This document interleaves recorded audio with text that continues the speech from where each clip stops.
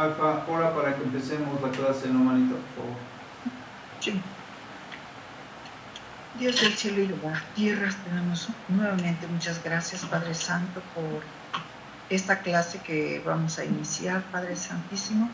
Permite que sea tu Espíritu Santo, Señor, guiándonos y mostrándonos qué es lo que tú quieres en esta noche decirnos, Padre Santo. Te suplicamos, mi Dios, que abras nuestra mente, nuestro entendimiento, Señor, y que podamos, Señor, poner en práctica también lo que aprendemos en estas clases, Padre Santísimo. Gracias te damos, Señor, porque esta enseñanza, Señor, nos enriquece cada vez más, Señor. Aprender de ti es maravilloso, Señor. Gracias te damos, Señor, por la disposición de nuestros corazones y permite, Señor, que nuestros hermanos, Señor, lleguen a tiempo y si no, pues para que vean la transmisión también, Señor, y no se pierdan la clase, Padre Santísimo. En tus manos estamos, Padre Santo. Gracias por la vida de mi hermano César, porque tú lo usas, Señor, para enseñar tu palabra. En el nombre de tu Hijo amado Jesucristo, te damos las gracias por toda esta enseñanza. Amén. Amén. Okay. Amén. Nos quedamos en Lucas 12, 41. Voy a procurar estar leyendo para darle un poquito de velocidad a esto y así ya no tengo que estar explicando otra vez lo que ya se leyó y tal vez vaya explicando conforme vaya leyendo. Dice el siervo infiel. El Señor Jesucristo, antes de esto, ya había platicado de tener nuestros tesoros en el cielo, ya había hablado del rico insensato que no había procurado las riquezas en el cielo, sino las terrenales, y que no estaba cierto de cuándo iba a ser llamado, ¿no?, a su presencia. Entonces, y después habla de que por lo mismo nosotros, lejos de conformarnos con tener riquezas aquí, pues procuremos más bien tener riquezas en el cielo, porque esas son las que van a verdaderamente permanecer. Y siguiendo en el contexto, luego habla del siervo vigilante, aquel siervo que se mantiene en una relación, que se mantiene en oración, que se mantiene en la lectura de la palabra, que se mantiene trabajando. Entonces todo este contexto habla de la relación con Dios, el trabajo, el dar testimonio, cosas que ya sabemos nosotros, pero el Señor en esta parte la está remarcando para como que seguir encauzando o seguir hablando de cómo debe de ser nuestro interés y cómo debe ser nuestra relación con Dios. Y entonces habla del siervo infiel, ¿no? Dice, entonces Pedro le dijo: Señor, ¿dice estas palabras para nosotros o también para todos? Hablando de que si era solamente si se estaba refiriendo a los apóstoles o a la gente que estaba alrededor del Señor Jesucristo, como habíamos visto que había gente alrededor de él. Y entonces dijo el Señor: ¿quién es el mayordomo fiel y prudente, el cual su Señor pondrá sobre su casa para que a tiempo les dé su ración? Bienaventurado aquel siervo a cual cuando el Señor venga le haya haciendo así, o sea, trabajando y dándoles la ración a los demás. Dice: en verdad os digo que le pondrá sobre todos sus bienes. Mas si aquel siervo dijera en su corazón: mi Señor tarda en venir, y comenzare a golpear a los criados y a las criadas, y a comer y beber y embriagarse, vendrá el Señor de aquel siervo en el día que éste no espera y a la hora que no sabe, y le castigará duramente y le pondrá con los infieles. Entonces, si aquel siervo está dudando o dice: todavía falta mucho, el Señor pues, se va a tardar en venir, podría ser que efectivamente se tardase en venir, pero también podría ser que llegase de un momento a otro, como le pasó al rico insensato. Entonces no lo sabemos, y por eso se vuelve un siervo infiel. Dice que lo castigará duramente y que le pondrá con los infieles. O sea, pues lo mismo que hacen los infieles iba a ser este siervo. Dice: aquel siervo que conociendo la voluntad de su Señor no se preparó ni hizo conforme a su voluntad, recibirá muchos azotes, mas el que sin conocerla hizo cosas dignas de azotes, será azotado poco.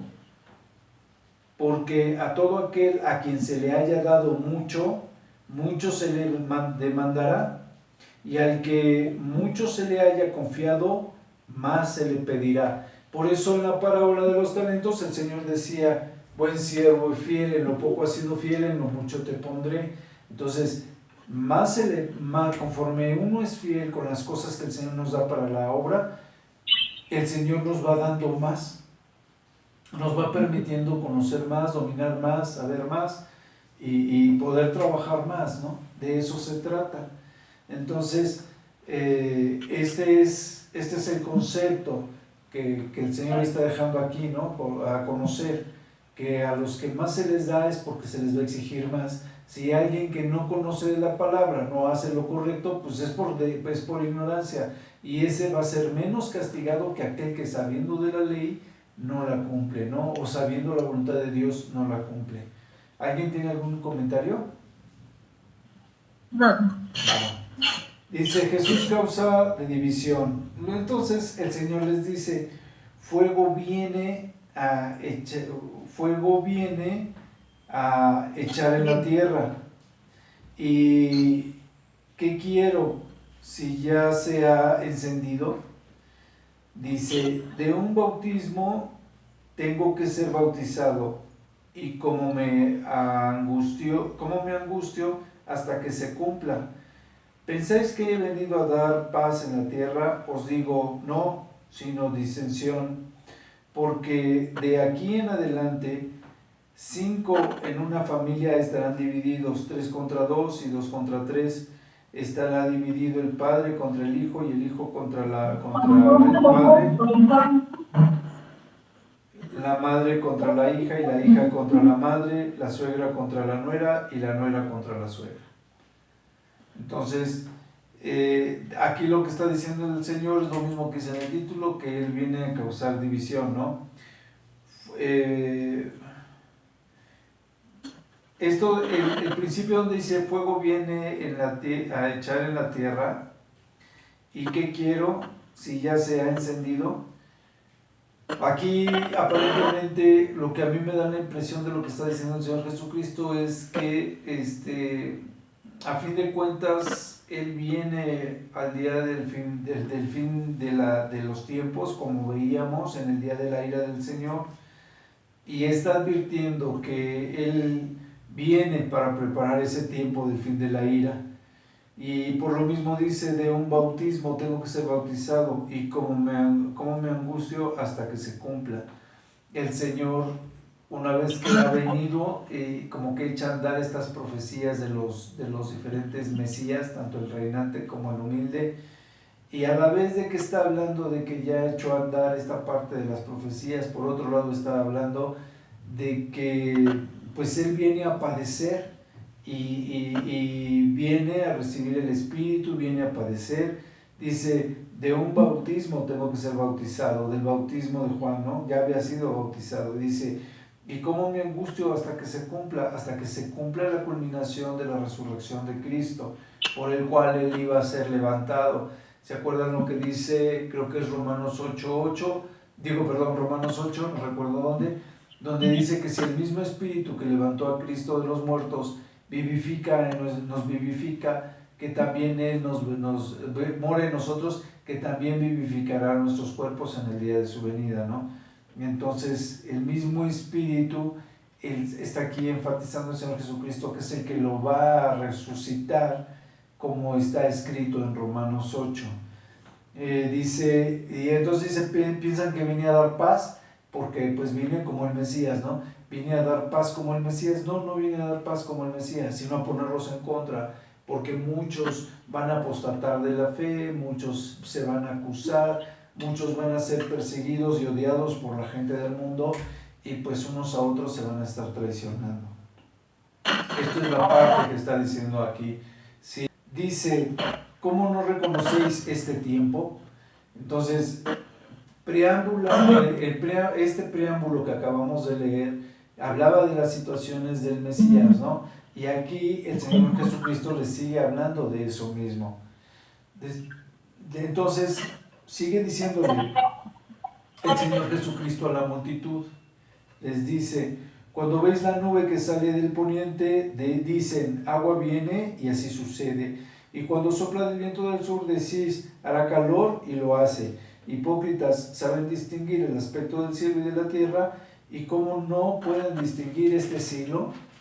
Les dice, entonces, ven lo que yo les decía, o sea, ¿cómo es posible que puedan distinguir las señales del cielo, pero de las profecías que están tan estudiados, que hay tantas señales? Dice, ¿cómo es posible que no reconozcan que yo soy el Mesías, ¿no? Que estoy echando a andar estas profecías de los Mesías, ¿no? O del Mesías.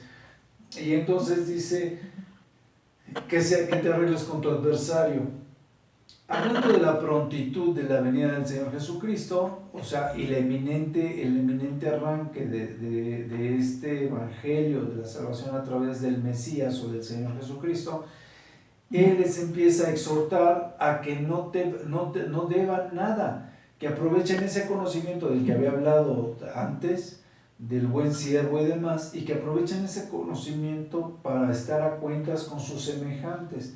Y entonces dice, ¿por qué no juzgáis por vosotros mismos lo que es justo? Cuando vayas al magistrado con tu adversario, procura en el camino arreglarte con él. No sea que te arrastre al juez y el juez te entregue al alguacil y el alguacil te meta en la cárcel. Te digo que no saldrás de ahí hasta que hayas pagado aún la última blanca. ¿Se acuerdan que la blanca era la moneda de menos valor?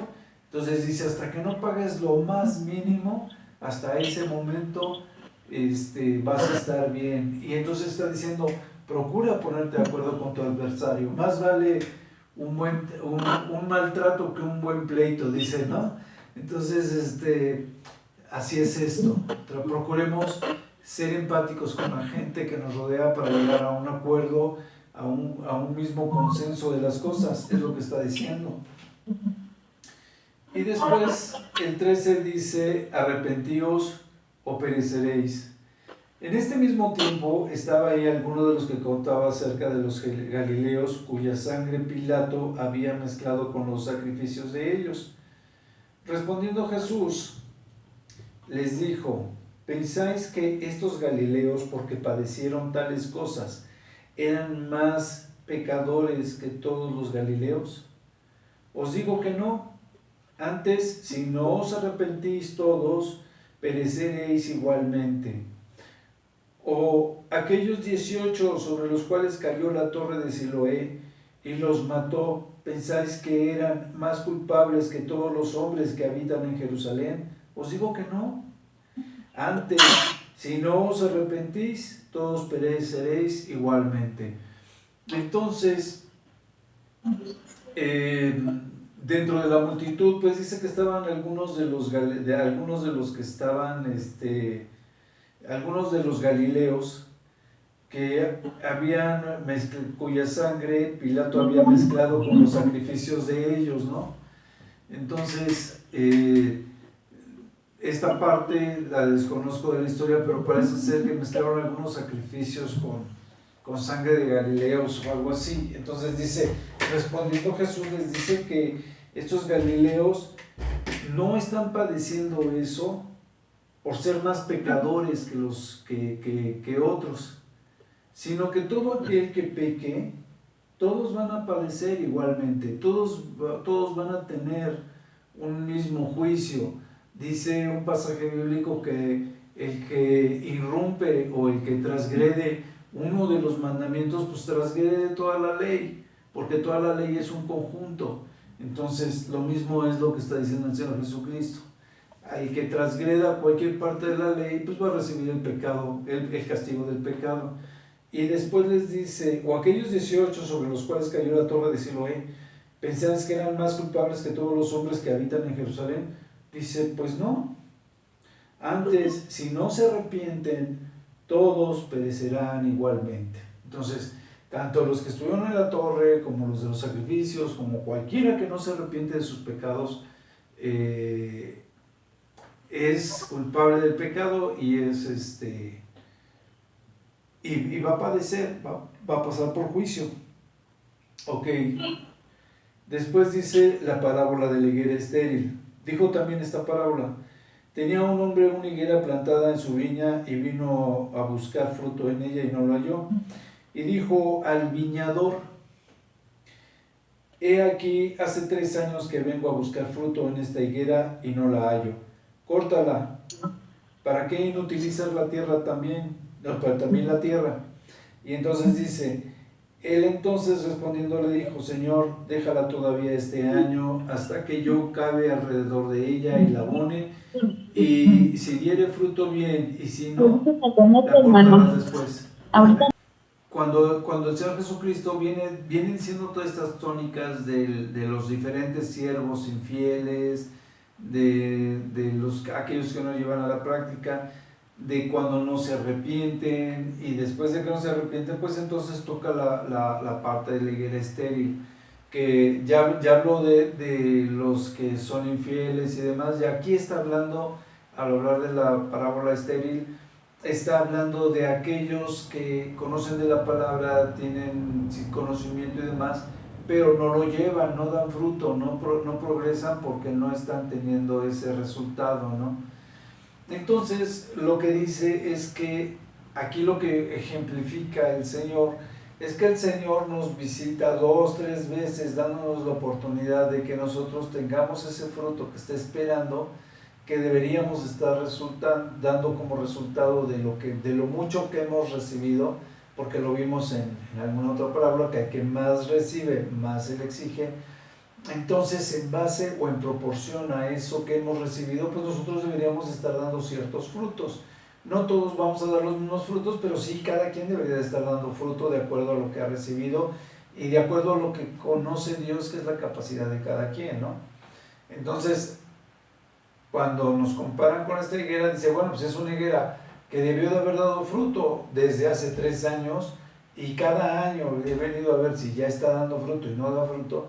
Dice, córtala, no tiene caso. Entonces, el cuidador de la higuera, que en este caso es el viñador, le dice que pues le dé chance, ¿no? Un año más, que la va a abonar y demás, y que entonces, si no da fruto, pues que la corte, ¿no?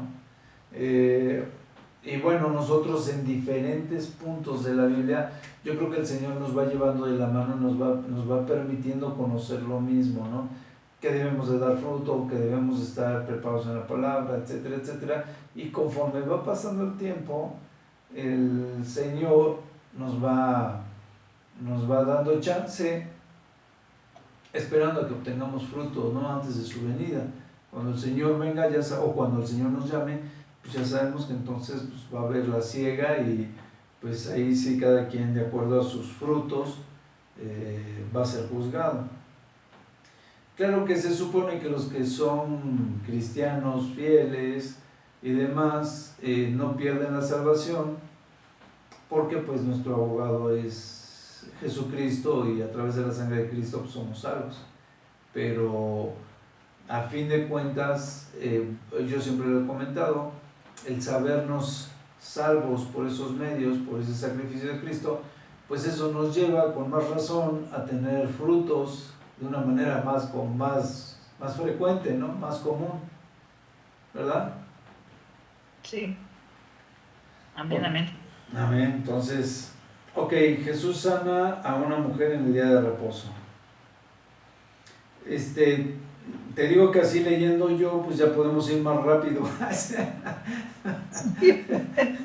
Sí. Ya no me espero a que vayan leyendo, sino ya les voy, si necesito interrumpirlo, se los voy explicando. Entonces dice, enseñaba Jesús en una sinagoga en el día de reposo, y había ahí una mujer que desde hacía 18 años tenía espíritu de enfermedad y andaba encorvada, y en ninguna manera se podía enderezar. Cuando Jesús la vio, la llamó y le dijo: mujer, eres libre de tu enfermedad. Y puso las manos sobre ella, y ella se enderezó luego y glorificaba a Dios. Pero el principal de la sinagoga, enojado de que Jesús hubiese sanado en el día de reposo, dijo a la gente: 6 días hay en que se debe de trabajar en estos. Pues venid y sed sanados, y no en día de reposo. Entonces el Señor le respondió y dijo: hipócrita, cada uno de vosotros no desata en el día de reposo su buey o su asno del pesebre y lo lleva a beber. Entonces dice, y al decir él estas cosas se avergonzaban todos los adversarios, pero todo el pueblo se regocijaba por todas las cosas gloriosas hechas por él. O sea, por todas las sanidades y demás que hacía el Señor Jesucristo, aunque fuese día de reposo, de todas maneras ellos estaban fascinados con esto. Entonces, y ciertamente, no sé si tú sepas, pero en el día de reposo creo que ellos no podían caminar, no se les permitía caminar más allá de 1 kilómetro, casi 1 kilómetro, como 900 metros, era lo más que deberían de caminar en el día. Entonces, el caso es que pues se les dice al Señor Jesucristo que no desatan ustedes sus bueyes o lo que sea y no lo llevan a beber, ¿no? Hasta donde esté el río, más allá de los 900 metros que dice que estipulaba la ley. Entonces, y por eso se los está diciendo de esa manera, ¿no? Pues dice, pues eso es una hipocresía. Dice, ustedes no cumplen la ley, pero si quieren cumplirla a costa de que la gente que necesita ser sanada no la sanen, ¿no? Creo que eso está claro. Pero bueno, yo te explicaba esto de que creo que son como 900 metros lo que se les permitía caminar solamente en el día de reposo. Y por si no lo sabías. Y por eso lo dice el Señor Jesucristo. O por si no lo saben los que escuchan después de la grabación, ¿no? Entonces, dice la parábola de la semilla de mostaza, y dijo: ¿a qué es semejante el reino de Dios? Bueno, y aquí sí vemos que toca a la mujer, la toca en su espalda, y que la mujer estaba sujeta por un demonio de tal manera que no podía enderezarse después de 18 años, ¿no? Y pues sí es muchísimo tiempo de vivir en el yugo de esta bestia.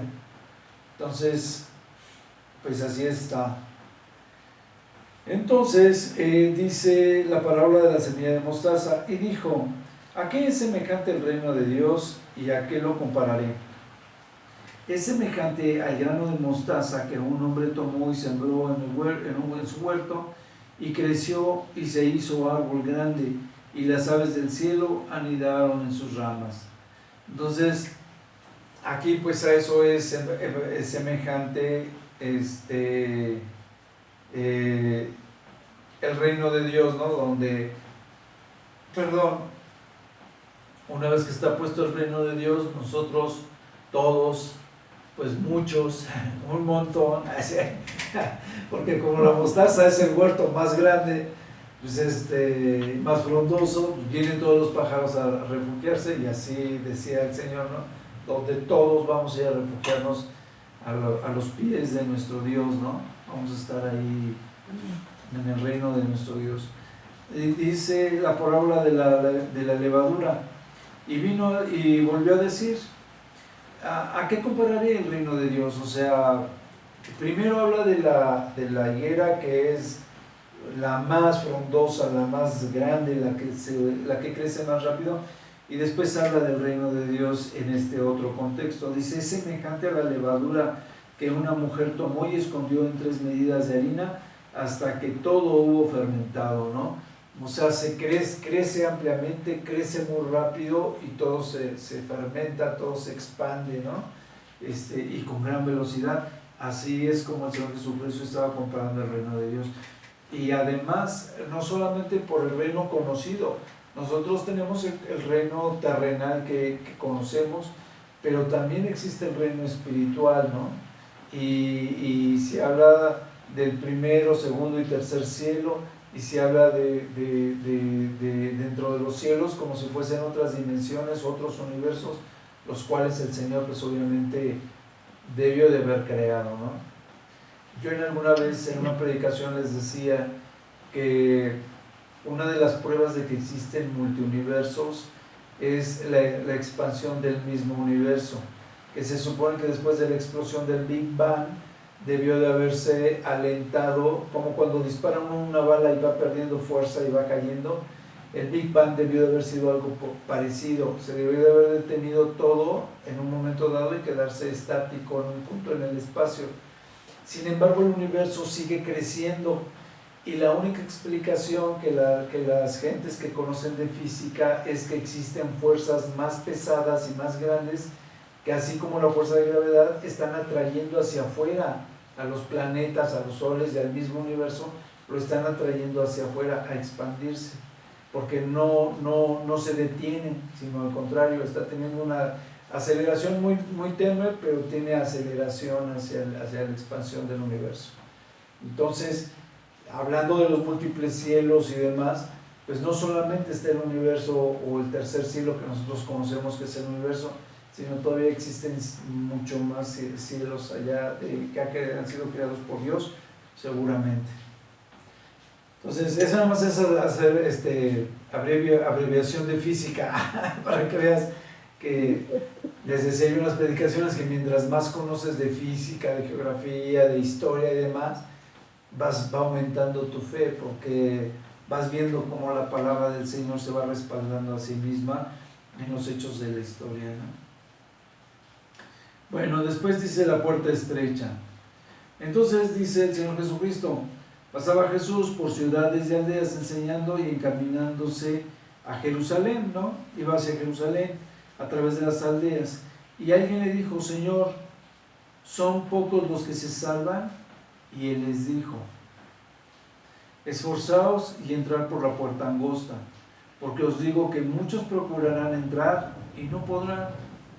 Habrá gente que conozca el Evangelio y trate de apegarse al Evangelio y de entrar en esto del Evangelio y no va a poder. Dice: no podrán. Después que el padre de familia se haya levantado y cerrado la puerta, y estando fuera, empecéis a llamar a la puerta diciendo: Señor, Señor, ábrenos. Él respondiendo os dirá: no sé de dónde sois, no los conozco, ¿no? Lo conocemos como Señor, en tu nombre echamos fuera demonios, hicimos milagros, etcétera, etcétera. Como que esta parte de la Biblia aquí parece ser un poquito más, es el mismo texto, es la misma narración en diferente evangelio. Entonces, en el otro decía: en tu nombre echamos fuera demonios, hicimos milagros. Entonces les dice: apartaos de mí, hacedores de maldad, no los conozco. En esta parte vamos a ver que también termina con hacedores de maldad, pero lo que voy es que en nosotros como que es un poquito más directo con respecto a que por qué no los conoce. En este primero les dice: pues no sé de dónde sois. Dice: entonces comenzarán a decir delante de ti: hemos comido y bebido y en nuestras plazas enseñaste.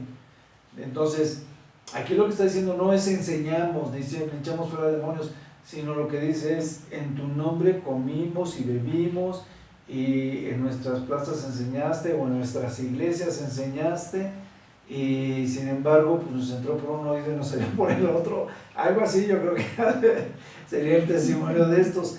Y entonces les dice, y él les dirá, dice: pero os dirá, os digo, no sé de dónde sois, apartaos de mí todos vosotros, hacedores de maldad, ¿no? Hacedores de maldad. Y yo siempre he dicho, la palabra clave siempre en esta parte del Evangelio, de cualquier Evangelio en esta parte, es hacedores de maldad, ¿no? Decíamos que generalmente somos, ya cuando eres cristiano y eres salvo, estás tratando de orar por nuestros hermanos, tratar de orar por sus necesidades. Si está en tus manos ayudarles, les ayudas. Si son hermanos, les ayudas. Si no son hermanos en la fe, les ayudas. Y cosas por el estilo. Tratas de ser un apoyo, tratas de ser una solución a los problemas de la gente que te rodea, no una persona que hace la maldad, ¿no? Porque cuando el Señor Jesucristo reclamaba a los fariseos, pues les decía, ¿no?, que ellos hacían largas oraciones para quedarse en casa de las viudas a comer. Entonces, pues eso es una maldad, ¿no? En lugar de ellos ayudar, que era para lo que estaban siendo llamados, En lugar de eso, pues lo que hacían era aprovechar de las situaciones de la necesidad y descuidar las necesidades del pueblo, ¿no?, judío, porque también desatendían a los huérfanos y a las viudas, ¿no? Entonces, es parte de lo que decíamos, ¿no? Una vez que estás bien cimentado en el Evangelio, generalmente pues no eres un hacedor de maldad. Así es. Dice, sigue el Señor Jesucristo diciéndoles, ahí será el llanto y el crujir de dientes, cuando vean a Abraham y a Isaac y a Jacob y a todos los profetas en el reino de Dios y ustedes estén excluidos. Muchas gentes dicen, no, es que el lloro y el crujir de dientes tampoco es el infierno y no es un lugar intermedio. Yo considero que no hay más que de dos, o eres salvo o estás en el infierno, ¿no? Puedes estar en el Hades. Cuando estaba el Hades y estaba el seno de Abraham, no había un lugar intermedio, estaba solamente el seno de Abraham y estaba el Hades, ¿no? O eras salvo o estabas sentenciado por ser una persona mala, una persona perversa. Entonces, no había más que de dos. Y aquí lo que hacía es, dice, que si no estás dentro, pues estás excluido, estás fuera, ¿no? Ok, dice, porque vendrán del oriente y del occidente, del norte y del sur, y se sentarán a la mesa en el reino de Dios. Y aquí hay postreros que serán primeros y primeros que serán postreros. Esto pues ya lo sabemos. Hay gente que, como en el ladrón que murió junto con el Señor Jesucristo, que pudo ser salvo, hay gente que podría estarse arrepintiendo en el último momento y sin embargo en ese momento pudo haber hecho más o tendría más, una salvación más fiel o más confiable de la que podría tener aquel siervo infiel al cual se le dio un talento y lo fue y lo enterró. Vuelvo a lo mismo, si estábamos viendo lo de los talentos, estábamos viendo lo de los siervos fieles. Aquí junto con la parábola de los talentos es algo muy similar. Cuando el Señor le dice, quítenle el talento que tienen y dénselo al que tenía más, dice, y a échenlo afuera, donde es el lloro y el crujir de dientes, que es lo mismo que está diciendo aquí en esta parte, donde a los que son hacedores de maldad también se les echa afuera, ¿no? Entonces, como que reafirma lo que estoy confirmando, ¿no?, que estaba yo comentando, que o estás dentro o estás fuera, no estabas en un lugar intermedio entre el seno de Abraham y el Hades, ¿no? Y lo mismo nos está diciendo el Señor, cuando veamos que Abraham, Isaac, Jacob y los profetas están dentro y tú estás excluido, pues entonces sí es algo que debería de preocuparte, ¿no? Te está diciendo, pues ponte las pilas, ¿no? Ok, lamento de Jesús sobre Jerusalén. En aquel mismo día llegaron unos fariseos diciendo, sal y vete de aquí porque Herodes te quiere matar. Y les dijo, id y decid a aquella zorra, o sea, a Herodes, he aquí, hecho fuera demonios, llevo curaciones, hoy y mañana y el tercer día termino mi obra. Sin embargo, es necesario que hoy y mañana y pasado mañana siga mi camino, porque no es posible que un profeta muera fuera de Jerusalén. Jerusalén, Jerusalén, que matas a los profetas y apedreas a los que te son enviados. ¿Cuántas veces quise juntar a tus hijos como la gallina a sus polluelos debajo de sus alas y no quisiste? He aquí, vuestra casa os es dejada desierta, y os digo que no me veréis hasta que llegue el tiempo en que digas, bendito el que viene en el nombre del Señor. Aquí esta parte está hablando mucho de las profecías, habla de que en parte está haciendo como que una alusión al tercer día que Él va a venir, pero también habla de que en esta etapa donde Él dice que es mucha la mies y los obreros pocos y que hay que que no le alcanza el tiempo para llevar todo este trabajo. Y por otro lado habla de que ningún profeta muere fuera de Jerusalén. Casualmente todos los que morían en Jerusalén. Era Jerusalén una ciudad asesina de profetas, ¿no? Porque no les convenía o no les agradaba lo que escuchaban. Y así lo va narrando en varias ocasiones en los evangelios, y así lo va narrando en la historia del pueblo judío, que generalmente pues mataban a sus profetas, ¿no? Yo me imagino que antes de tener, cuando las 12 tribus salen de Egipto y llegan hasta la tierra prometida, hasta entonces, como habíamos platicado, el conocimiento de Dios y demás pues era muy raquítico, no era tan profundo. Y la prueba está en que todavía cuando llega el Señor Jesucristo a estas alturas, a veces les dice, ¿no?, que todavía tenían los ídolos de Egipto después de tantos años de haber salido de la esclavitud, y todavía seguían cargando los ídolos de Egipto que se habían traído de Egipto. Entonces veíamos que Israel era un pueblo idólatra, a veces un pueblo ignorante. De momentos llegaban a encontrarse algunos reyes o quien fuera con las leyes, y entonces se les leía la palabra, se les leía la ley, y el pueblo se arrepentía y demás, y con el tiempo volvía a pasar y volvían otra vez a descarriarse, volvían a agarrar sus ídolos, o agarraban los ídolos de las demás naciones o de sus esposas, sobre las cuales estaba prohibido que tuvieran esposas de otras tribus y demás.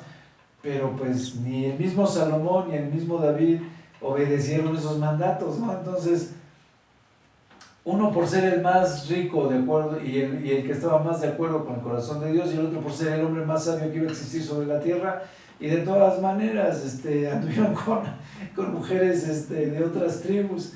Entonces, y aquí vemos, ¿no?, cómo una vez que está estipulada ya la tribu en Jerusalén, que ya está Jerusalén como una ciudad, y que ya cada quien pues tiene sus dioses, tiene sus principios y demás, de todas maneras seguían matando a los profetas, ¿no?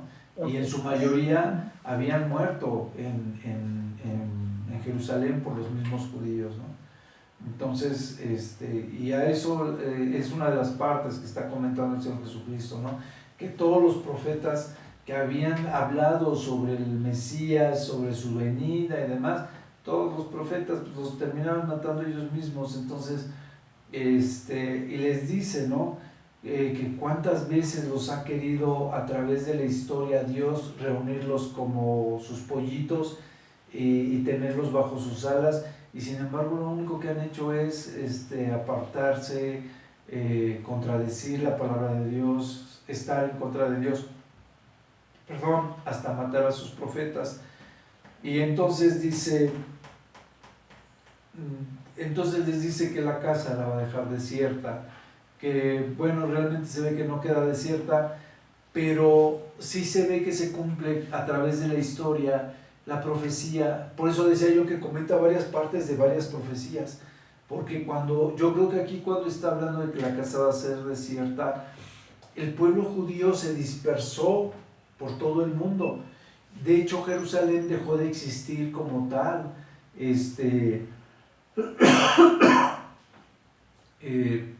Dejó de existir Jerusalén como ciudad, Israel dejó de existir como un país y cosas así, y hasta 1948, cuando la Organización de las Naciones Unidas los llama para cumplir, creo que con la profecía que viene en Isaías 61, que cuando en un solo día iba a ser nombrado Israel otra vez como una nación libre e independiente, en ese momento es cuando viene Israel y vuelve a ser formado como una nación otra vez.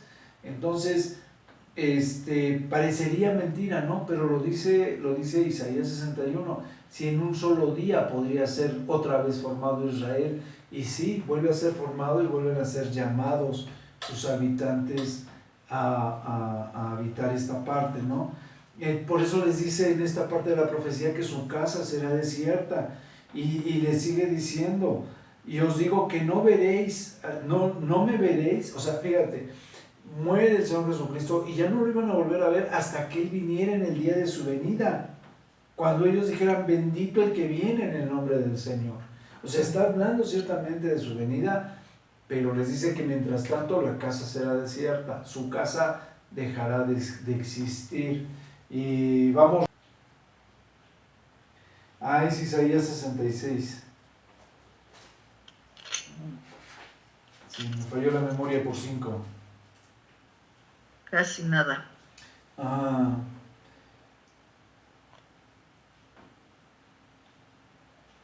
Dice, Jehová dijo así, el cielo es mi trono y la tierra el estrado de mis pies. ¿Dónde está la casa que me habéis de edificar y dónde el lugar de mi reposo? Mi mano hizo todas las cosas y así todas estas cosas fueron, dice Jehová. Pero miraré a aquel que es pobre y humilde de espíritu y que tiembla a la palabra. El que sacrifica buey es como si matase a un hombre y el que sacrifica oveja como si degollase un perro. El que hace ofrenda como si ofreciese sangre de cerdo, el que quema incienso como si bendijese a un ídolo, y el que escogieron y porque escogieron sus propios caminos y su alma amó sus abominaciones, también yo escogeré para ellos escarnio y traeré sobre de ellos lo que temieron, porque llamé y nadie respondió, hablé y no oyeron, sino que hicieron lo malo delante de mis ojos y escogieron lo que me desagradaba. Oíd palabra de Jehová vosotros los que tembláis a la palabra, vosotros hermanos que os aborrecen y os acechan fuera por causa de mi nombre, dijeron, Jehová sea glorificado, pero él se mostrará para alegría vuestra y ellos serán confundidos.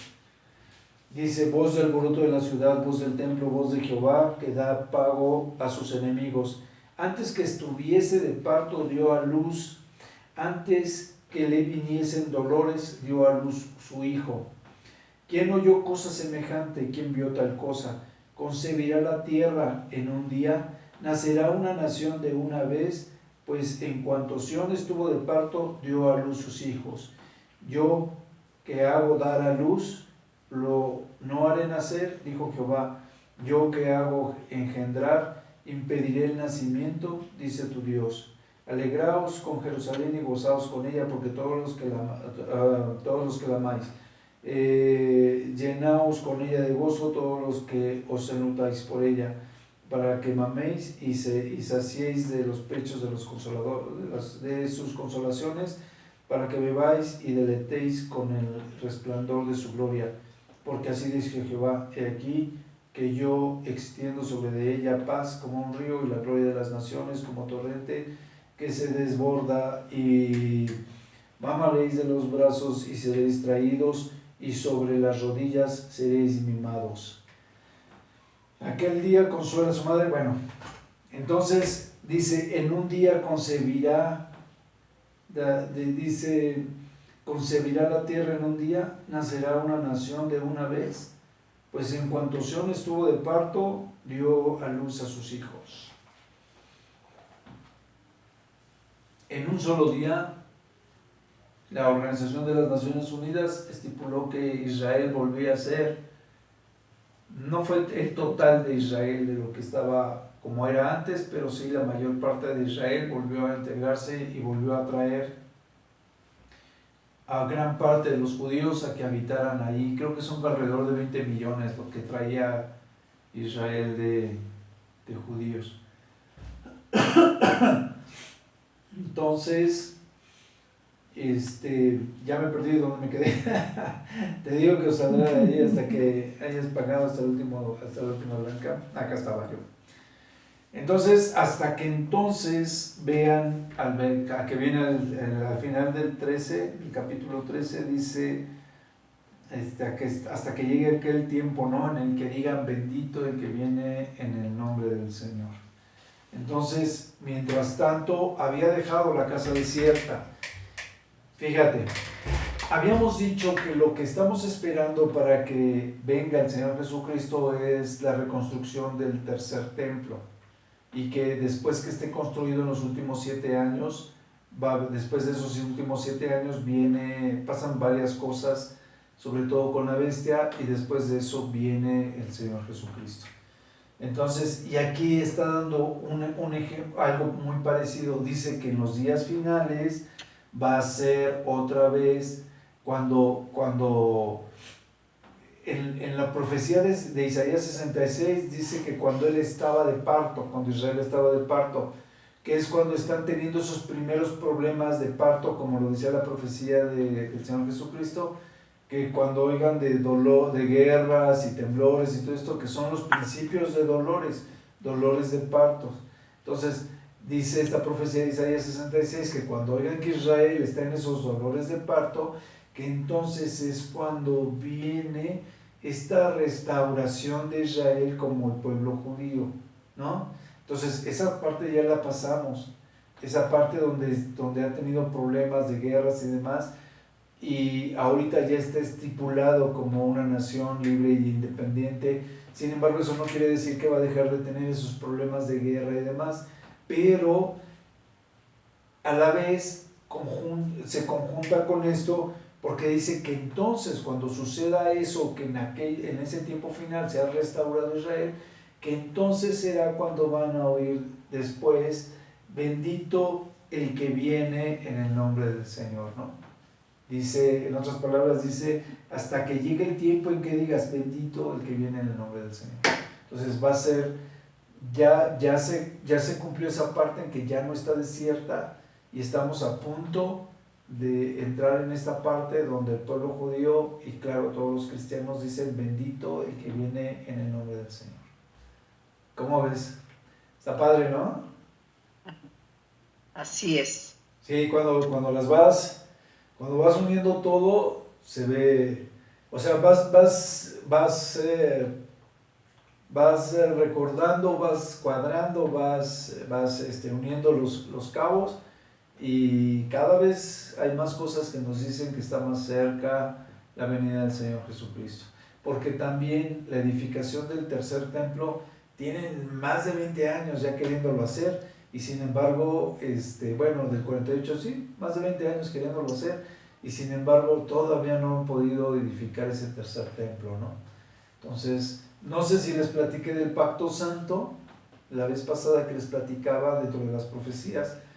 Cuando se habla de este pacto santo, se supone que si es un pacto santo entre las naciones, es obviamente un pacto que involucra a los templos, porque no hay otra cosa sobre lo cual pueda ser un pacto santo. ¿Sí me explico? O sea, el pacto santo seguramente es cuando yo calculo, creo, que el pacto santo no especifica a qué propiamente se trata este pacto santo, pero una vez que se habla del pacto santo, también se habla de la edificación del tercer templo, casi a la par. Y el pacto santo seguramente es el tratado de Israel con los pueblos musulmanes para poder edificar el tercer templo en el territorio que abarca el patio de la Mezquita Dorada, ahí mismo donde antes estaba el templo de Israel. Entonces hay profecías que hablan de que un templo va a estar junto al otro, nada más separado por una barda, dentro de las mismas profecías de la Biblia. Y eso pues ya no lo hemos platicado porque todavía nos toca, pero ya nos tocará. ya llegaremos a eso. Entonces hay cosas muy interesantes, muy importantes, que son muy metódicas. Entonces, donde sí nos explica también las situaciones que van a pasar. Entonces por eso pienso que el Pacto Santo está abarcando la edificación del tercer templo junto a la mezquita, y los judíos actuales estaban comentando de que los de la mezquita, los musulmanes hicieron la mezquita pensando en que ahí era donde estaba edificado originalmente el templo, pero resulta que no, que descubrieron que era en el patio donde se había edificado el templo. Entonces, si esto es cierto, a los israelitas lo que les va a importar es edificar en el patio el templo, y ya no tendrían problemas de tener que derribar la mezquita dorada. Y eso también cumpliría lo que dice la profecía, ¿no? Porque también la misma profecía dice que van a edificar el templo y le van a ceder el patio a los gentiles. que serían los musulmanes. Está muy padre, fíjate que cuando la vas viendo así, por eso en algunas de las fotografías que subo está un templo junto al otro. Sí. Pues así está. Yo creo que ya terminamos. Ya terminamos. Otra vez terminamos en una clase, bueno, porque ya habíamos terminado el 13, ¿no? Y está bien para empezar con el 14.1, la próxima clase. Y aunque nos desviamos un poquito, pues es algo que vale la pena platicarlo para que luego hablo tan rápido que se me lengua la traba. Pero pues sí va unido a la enseñanza. Sí. O sea, lo que estamos viendo. No, sí. Es más, yo creo que es más importante que aprovechemos que estamos en explicación para poder comentar todos los puntos, y aunque nos ampliemos un poquito hacia otros puntos, también es muy importante que podamos tener todos los datos, ¿no? Tener toda la imagen completa de lo que podría suceder. Entonces, ¿en dónde nos quedamos? En 14.1. Lucas 14.1. Sí.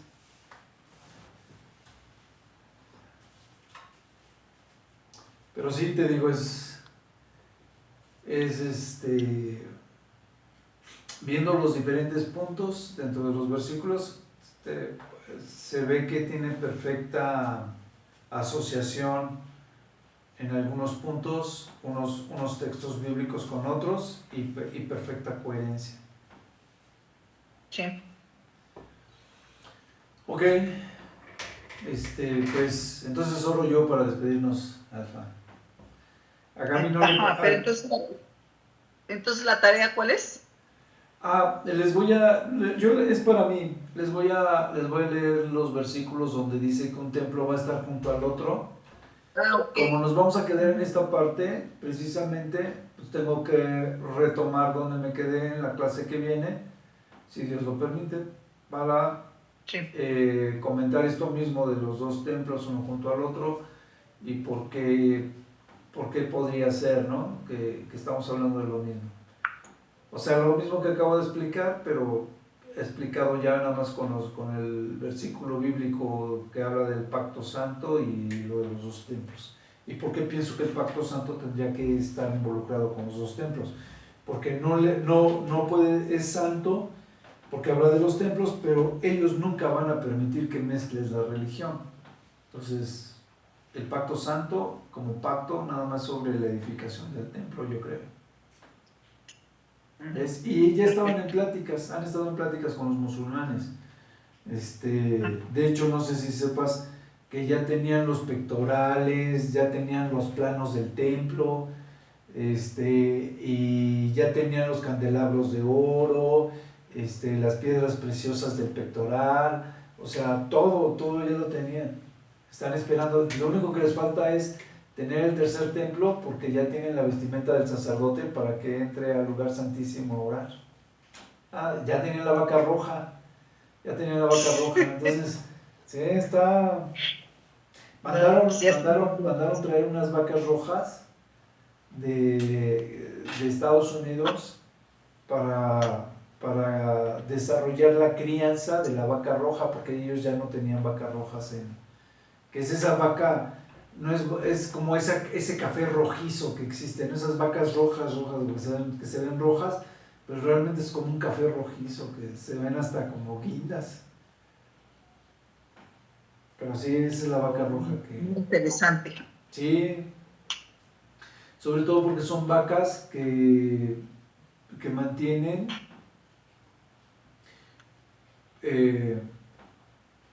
cuidadas, que no pueden estar ordeñadas, no pueden estar con otros animales y cosas así. O sea, es una vaca específicamente creada para el sacrificio de la inauguración del templo, así como sucedió en el primer templo, que sacrificaron la vaca roja. Sí, está padre. Interesante. Está padre, sí, está interesante. Muy Entonces bien. era lo de los 2 templos y Pacto Santo. Digo porque si se los doy pues ya para que así esté un poquito más completa el arranque de la clase. Ok, ahora sí, Alfa, voy a orar para despedirnos. Amén. Vamos a orar. Padre bendito, Señor, te damos gracias por este tiempo, Señor, en que tú nos permitiste estudiar, Señor. Te pedimos, mi Dios, que tú sigas viendo, Señor, por cualquier situación, cualquier necesidad que tuviese Gaby, Señor, para la recuperación de Salomón, Señor, que tú seas, Padre, quien sustente, Señor, todas las necesidades y, Padre, que todo salga bien, mi Dios. Te damos gracias por tu amor y tu fidelidad, Señor. Te damos gracias también por permitirnos, Señor, escudriñar la palabra, Señor, y poder, pues así mismo platicarla, Señor, y Señor, poder, pues tener este entendimiento, Señor, que solamente nos puedes dar a través de tu bendito Espíritu, Señor. Te pedimos, Señor, que estemos guiados a toda verdad y que seas tú, Señor, que nos ministre en todo momento para que lo que veamos, se aprenda, se escuche, esté todo perfectamente, Señor, alineado a tu propósito, a tu palabra, Señor. En el nombre de Cristo Jesús. Amén. Amén.